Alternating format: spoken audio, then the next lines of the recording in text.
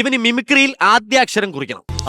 Correct സ്ഥലത്താണ് alien വന്നിരിക്കുന്നത്. പറ്റിയ ആള് ധർമ്മേട്ടനാണ്. അല്ലല്ലല്ല, മിമിക്രിയിൽ ധർമ്മചേട്ടൻ എന്നെക്കാട്ടിലും എനിക്ക് തോന്നുന്നത് എന്താണെന്നറിയോ, മിമിക്രിയുടെ എഴുത്തച്ഛൻ എന്ന് പറഞ്ഞാൽ ഒരു ഒറ്റ പേരേ നമുക്കുള്ളൂ, KS പ്രസാദൻ. അതിൽ ആർക്കെങ്കിലും എതിർപ്പുണ്ടോ? ഒരെതിർപ്പില്ല, എതിരില്ലാതെ വിജയിച്ചു. അതെ, ബോർഡ് മാറ്റും കേട്ടോ ഇനി വീട്ടിന്റെ.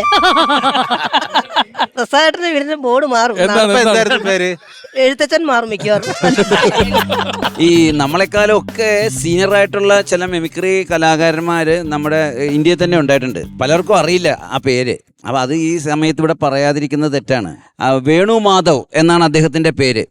അദ്ദേഹം 1932 ജനിച്ചു. അതുപോലെ അദ്ദേഹം 1961 മിമിക്രി പ്രോഗ്രാം, അന്നത്തെ നേതാക്കന്മാരായിട്ടുള്ള, അതായത് നമ്മുടെ ഉപരാഷ്ട്രപതി നീലം സഞ്ജീവ് റെഡ്ഡി, അതുപോലെ നരസിംഹറാവു, അങ്ങനെയുള്ള ആളുകളെയൊക്കെ അദ്ദേഹം ഇമിറ്റേറ്റ് ചെയ്തിരുന്നു.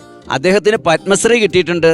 അദ്ദേഹം അവിടെ തെലങ്കാന യൂണിവേഴ്സിറ്റിയിൽ അദ്ദേഹം മിമിക്രിക്ക് ഒരു കോഴ്സ് നടത്തിയിരുന്നു, ഡിപ്ലോമ. അപ്പൊ അങ്ങനെ യൂണിവേഴ്സിറ്റിയിൽ മിമിക്രിക്ക് ഒരു കോഴ്സ് നമ്മളൊക്കെ കേരളത്തിനൊക്കെ മുമ്പ് ആന്ധ്രയിൽ ഉണ്ടായിരുന്നു എന്നുള്ളൊരു വലിയ സത്യമാണ്. അദ്ദേഹത്തിന് പത്മശ്രീയും ലഭിച്ചിട്ടുണ്ട്. ഇത്രയും വലിയൊരു കലാരൂപമല്ലേ ഇവരൊക്കെ നശിപ്പിച്ചത്.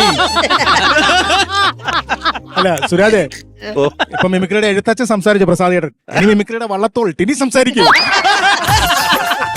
പക്ഷെ ആ ടീമിൽ എല്ലാവർക്കും വിവരമുണ്ട് കേട്ടോ. ഞങ്ങളൊക്കെ ബൗദ്ധികമായിട്ട് സംസാരിക്കുന്നവരാ, നിങ്ങളെ പോലെ ചീഞ്ഞ സാധനമല്ല, ബൗദ്ധികമായിട്ടുള്ള